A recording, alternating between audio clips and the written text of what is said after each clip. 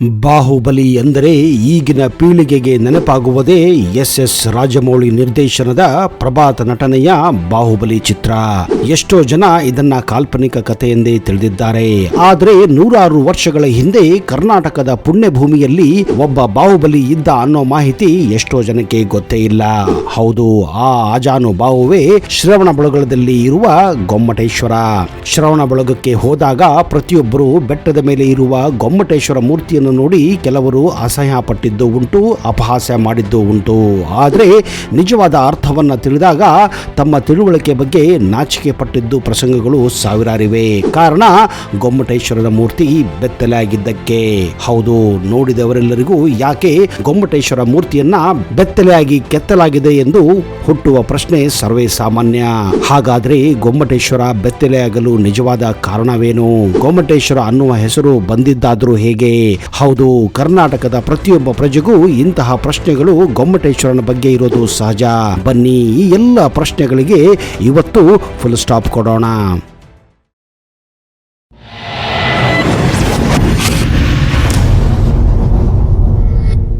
ಶ್ರವಣಬೆಳಗೊಳ ಹಾಸನ ಜಿಲ್ಲೆಯ ಐತಿಹಾಸಿಕ ಮತ್ತು ಧಾರ್ಮಿಕವಾಗಿ ಪ್ರಮುಖವಾಗಿರುವ ಪ್ರವಾಸಿ ತಾಣ. ಶ್ರವಣಬೆಳಗೊಳದಲ್ಲಿ ವಿಶ್ವವಿಖ್ಯಾತ 58.8 ಅಡಿಯಷ್ಟು ಎತ್ತರ ಇರುವ ಬಾಹುಬಲಿಯ ಮೂರ್ತಿ ಇದೆ.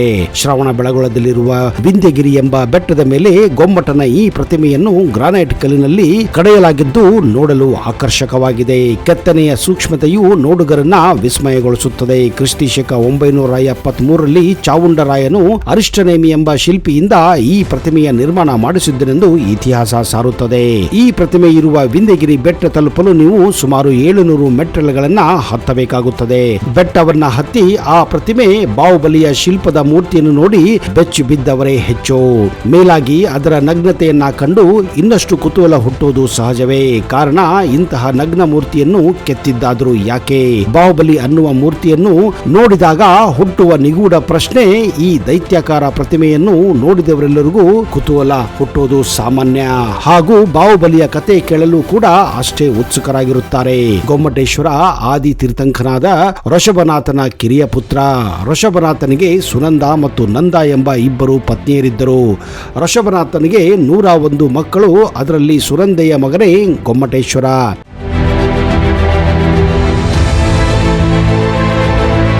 ನಂದಾಗೆ 100 ಜನ ಮಕ್ಕಳಿದ್ದರು. ಅದರಲ್ಲಿ ಭರತ ಎಲ್ಲಕ್ಕಿಂತ ದೊಡ್ಡವನು.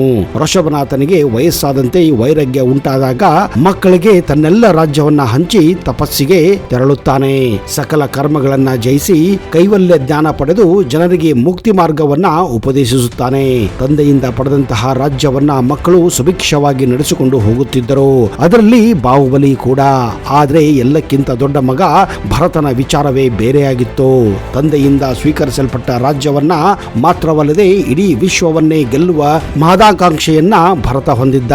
ಹೀಗಾಗಿ ಅವನು ತನ್ನ ಸುತ್ತಮುತ್ತಲು ಇದ್ದಂತಹ ಚಿಕ್ಕ ಪುಟ್ಟ ಎಲ್ಲ ರಾಜ್ಯಗಳನ್ನ ಒಂದೊಂದಾಗಿ ಗೆಲ್ಲುತ್ತಾ ಬರುತ್ತಾನೆ.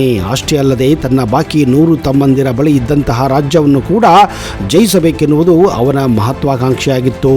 ಎಲ್ಲಕ್ಕಿಂತ ಹೆಚ್ಚಾಗಿ ಭರತನನ್ನ ಅಷ್ಟು ಶಕ್ತಿಶಾಲಿಯಾಗಿ ಮಾಡಿದ್ದೇ ಅವನ ಬಳಿ ಇದ್ದಂತಹ ಆ ದಿವ್ಯ ಚಕ್ರ, ಅದುವೇ ಚಕ್ರರತ್ನ. ಆ ಚಕ್ರರತ್ನದ ಶಕ್ತಿಯಿಂದಲೇ ಭರತ ಭೂಮಿಯ ಮೇಲಿನ ಎಲ್ಲ ರಾಜ್ಯಗಳನ್ನ ಗೆಲ್ಲುತ್ತಾ ಬರುತ್ತಾನೆ. ಹೀಗಾಗಿ ಅವನ ಶಕ್ತಿಯನ್ನು ಅರಿತಂತಹ ಅವನ ಸಹೋದರರು ಅವನಿಗೆ ಸವಾಲನ್ನು ಒಡ್ಡದೆ ಅವನಿಗೆ ತಮ್ಮ ರಾಜ್ಯವನ್ನ ಕೊಟ್ಟು ಶರಣಾಗುತ್ತಾರೆ.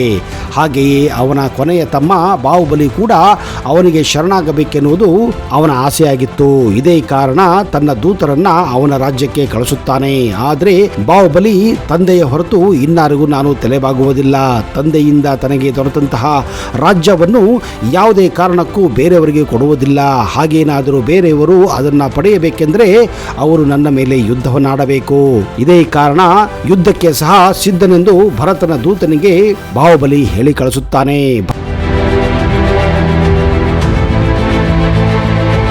ಭರತನು ಈ ಸುದ್ದಿಯನ್ನು ಕೇಳಿ ಯುದ್ಧಕ್ಕೆ ಸಿದ್ಧನಾಗುತ್ತಾನೆ.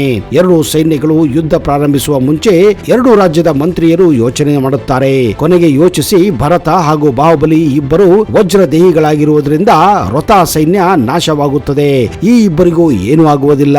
ಇದರ ಪರಿಣಾಮ ಯುದ್ಧದಲ್ಲಿ ಸಾವಿರಾರು ಸಾವು ನೋವುಗಳಾಗುತ್ತವೆ. ಸಹೋದರರ ಯುದ್ಧದಿಂದ ಜನಸಾಗರ ನಾಶ ಆಗುವುದು ಬೇಡ ಎಂದು ದಳಪತಿಗಳು ನಿರ್ಧರಿಸಿದ ಮೇಲೆ ಅಣ್ಣ ತಮ್ಮ ಇಬ್ಬರೇ 3 ಬಗೆಯ ಯುದ್ಧವನ್ನು ಮಾಡಲು ಮುಂದಾಗುತ್ತಾರೆ. ಆದ್ದರಿಂದ ಈ ಇಬ್ಬರ ಮಧ್ಯೆ ದೃಷ್ಟಿಯುದ್ಧ, ಜಲಯುದ್ಧ, ಮಲ್ಲಯುದ್ಧ ನಡೆಯಲಿ ಎಂದು ಮಂತ್ರಿಗಳು ತೀರ್ಮಾನಿಸುತ್ತಾರೆ. ಹೀಗೆ ಪ್ರಾರಂಭವಾಗುತ್ತದೆ ಭರತ ಹಾಗೂ ಬಾಹುಬಲಿಯ ನಡುವೆ ಭಯಾನಕ ಕಾಳಗಗಳು. ಮೊದಲನೆಯದು ದೃಷ್ಟಿಯುದ್ಧ. ದೃಷ್ಟಿಯುದ್ಧ ಅಂದ್ರೆ ಕಣ್ಣರಪ್ಪೆ ಆಡಿಸದೆ ಒಬ್ಬರನ್ನೊಬ್ಬರು ನೋಡುವುದು. ಈ ಮೊದಲ ಯುದ್ಧದಲ್ಲಿ ಬಾಹುಬಲಿ ಕಣ್ಣು ಮಿಟಕಿಸದೆ ತನ್ನ ದೃಷ್ಟಿಯನ್ನ ಭರತದ ಮೇಲೆ ಇಡುತ್ತಾನೆ. ಆದರೆ ಭರತನಿಗೆ ಈ ದೃಷ್ಟಿ ಯುದ್ಧದಲ್ಲಿ ಬಾಹುಬಲಿಯ ತೀಕ್ಷ್ಣ ದೃಷ್ಟಿಯನ್ನ ಸಹಿಸಲಾರದೆ ಹಲವಾರು ಗಂಟೆಗಳ ನಂತರ ನಿರಂತರ ಹೋರಾಟದ ನಂತರ ಕೊನೆಗೆ ಸೋಲನ್ನಪ್ಪುತ್ತಾನೆ. ಮೊದಲ ಯುದ್ಧದಲ್ಲಿ ಸೋತು ಕಂಗಾಲಾಗಿದ್ದ ಭರತ ಜಲಯುದ್ಧದಲ್ಲಿ ತಾನೇ ಗೆಲ್ಲುತ್ತೇನೆ ಎನ್ನುವ ಅಹಂಕಾರವಿತ್ತು. ಇಬ್ಬರು ಕೊನೆಗೆ ನೀರಿನಲ್ಲಿ ಇಳಿಯುತ್ತಾರೆ. ಗಂಟೆಗಟ್ಟಲೆ ಭಯಾನಕ ಯುದ್ಧ ನಡೆಯುತ್ತದೆ. ಈ ಜಲಯುದ್ಧದಲ್ಲಿ ಒಬ್ಬರನ್ನೊಬ್ಬರು ಮುಖಕ್ಕೆ ತಾಗುವಂತೆ ನೀರನ್ನ ಎರಚುವುದು, ಅದುವೇ ಜಲಯುದ್ಧ. ಬಾಹುಬಲಿಯ ಆ ರಭಸಕ್ಕೆ ಭರತ ಜಲಯುದ್ಧದಲ್ಲಿಯೂ ಕೂಡ ಸೋತು ಸುಣ್ಣಾಗುತ್ತಾನೆ. ಮೂರನೆಯದು ಮಲ್ಲಯುದ್ಧ. ಪರಸ್ಪರ ಬಾಹುಯುದ್ಧ, ಜಟ್ಟಿ ಕಾಳಗ ಆಡುವುದು, ಇದುವೇ ಮಲ್ಲಯುದ್ಧ. ಇದನ್ನ ನೀವು ಸಾಮಾನ್ಯ ಭಾಷೆಯಲ್ಲಿ ಕುಸ್ತಿ ಅಂತನೂ ಕೂಡ ಕರೆಯಬಹುದು.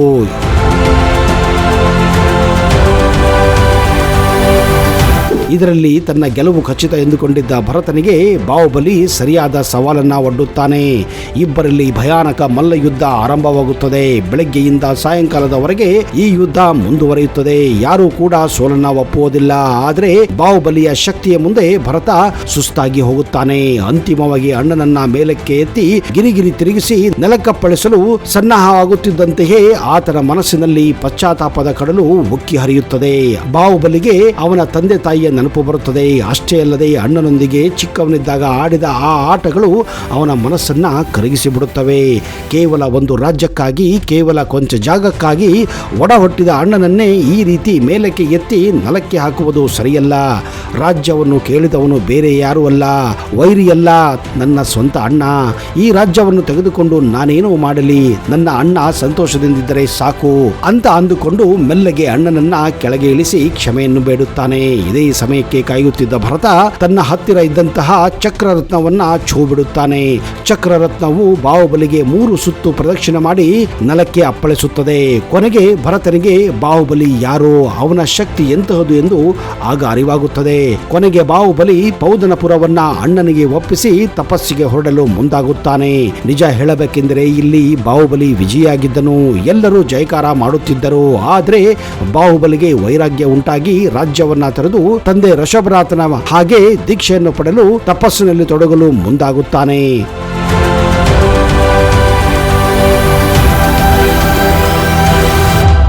ಹೀಗಾಗಿ ಬಾಹುಬಲಿ ಒಂದು ದಟ್ಟ ಅರಣ್ಯವನ್ನ ಪ್ರವೇಶಿಸುತ್ತಾನೆ. ಬಾಹುಬಲಿ ಮರದ ಕೆಳಗೆ ತಪಸ್ಸನ್ನು ಮಾಡಲು ಮುಂದಾಗುತ್ತಾನೆ.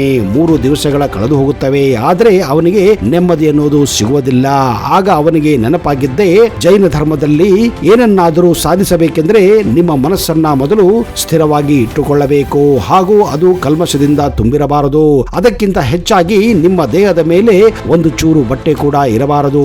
ಆಗ ಮಾತ್ರ ನಿಮ್ಮ ತಪಸ್ಸಿಗೆ ಯಾವ ಭಂಗ ಆಗುವುದಿಲ್ಲ. ನಿಮ್ಮ ತಪಸ್ಸು ಆಗ ಮಾತ್ರ ಯಶಸ್ವಿ ಆಗುತ್ತದೆ ಅನ್ನುವ ದಿವ್ಯವಾಣಿ ಕೇಳಿ ಬಾಹುಬಲಿ ತನ್ನ ಮೇಲಿದ್ದ ಬಟ್ಟೆಯನ್ನ ತೆಗೆದು ಎಲ್ಲವನ್ನ ತ್ಯಜಿಸಿ ಮತ್ತೆ ತಪಸ್ಸನ್ನ ಆಚರಿಸಲು ಮುಂದಾಗುತ್ತಾನೆ. ತಪಸ್ಸಿನಲ್ಲಿ ಲೀನವಾದ ಬಾಹುಬಲಿಯ ಕಾಲಿನ ಅಡಿ ಹುತ್ತಗಳು, ಹುಳಗಳು ಬೆಳೆಯುತ್ತವೆ. ಮೈ ತುಂಬಾ ಬಳ್ಳಿಗಳು ಬೆಳೆಯುತ್ತವೆ. ಹೀಗೆ ಬಾಹುಬಲಿ ಬಟ್ಟೆ ಇಲ್ಲದೆ ಬೆತ್ತಲಾಗಿ ತಪಸ್ಸು ಮಾಡಿದ್ದರಿಂದಲೇ ಅವರಿಗೆ ಗೊಮ್ಮಟೇಶ್ವರ ಅನ್ನುವ ಹೆಸರು ಕೂಡ ಬರುತ್ತದೆ. ಬಹುಕಾಲ ತಪಸ್ಸು ಆಚರಿಸಿದರೂ ಕೇವಲ ಜ್ಞಾನವನ್ನು ಪಡೆಯಲಿಲ್ಲ. ಇದಕ್ಕೆ ತಾನು ಅಣ್ಣನ ಭೂಮಿಯಲ್ಲಿ ನಿಂತಿರುವೆನೆಂದು ಚಿಂತೆಯೇ ಕಾರಣವಾಗುತ್ತದೆ. ಇದನ್ನು ತಿಳಿದ ನಂತರ ಭರತನು ಒಂದು ಭೂಮಿಯನ್ನು ನೀನು ಗೆದ್ದು ನನಗೆ ಕೊಟ್ಟಿರುವೆ, ಆದ್ದರಿಂದ ಮನದಲ್ಲಿ ಆ ಭಾವನೆ ತೊರೆದು ನಿನ್ನ ತಪಸ್ಸನ್ನ ಮುಂದುವರಿಸುತ್ತಾನೆ. ನಂತರ ಬಾಹುಬಲಿಯು ನಿರ್ಮಲವಾದ ಮನದಿಂದ ತಪಸ್ಸು ಮಾಡಿ ಜ್ಞಾನವನ್ನ ಪಡೆಯುತ್ತಾನೆ. ಹೀಗೆ ಜ್ಞಾನವನ್ನು ಪಡೆದಂತಹ ಆ ಬಾಹುಬಲಿಯ ಮೂರ್ತಿಯನ್ನ ಶ್ರವಣಬೆಳಗೊಳದಲ್ಲಿ ಕೆತ್ತಲಾಗಿದೆ. ಇದೇ ಕಾರಣ ಬಾಹುಬಲಿಯ ಮೂರ್ತಿ ಕೂಡ ಬೆತ್ತಲಾಗಿದೆ ಸ್ನೇಹಿತರೆ.